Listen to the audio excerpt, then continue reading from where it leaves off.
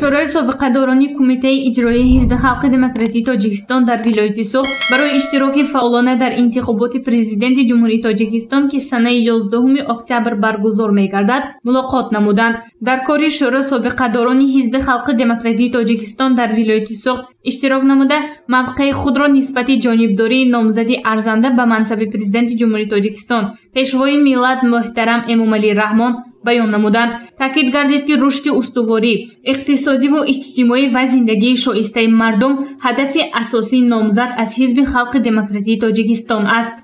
ما از سنه 21 سپتامبر این جانب در تمام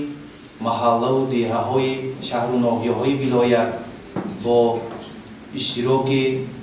اعضایان هیئت گروه ترغیباتی فعالان و شما در جایها ملاقات برگزار کرده ایستادیم و خوشبختانه از آن است که امروز روحیه مردم یک استقبال مردم از نامزد ارزنده ما خیلی گرم و صمیمی است و این ما را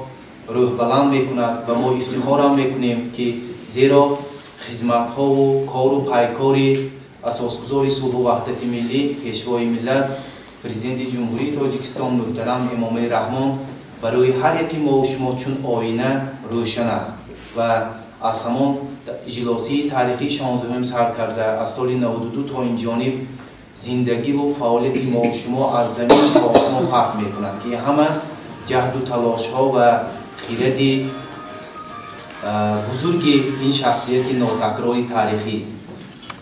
ضمن جماعت همچنین تاکید گردید که امروز از صلح و آرامی و تحکیم دولتداری ملی افتخار نموده هر یک فرد سالم فکر جامعه برای اشتراک به انتخابات پرزیدنتی باید فعال باشد. گذشته چه خیلی بود 7 سال آینده ما چقدر چه امیدها داریم و چه خیلی برنامه حزب خلق دموکراتیک تاجیکستان آینده نامزد خود تیار کرده است دستگیری میکنیم یا اینکه با اولوی چی میکنیم نامزدی خود رو دستگیری میکنیم همین چند قدر باشد اگر همیشه میگویتون بعد ما هم یک وای کرده مراجعت کرده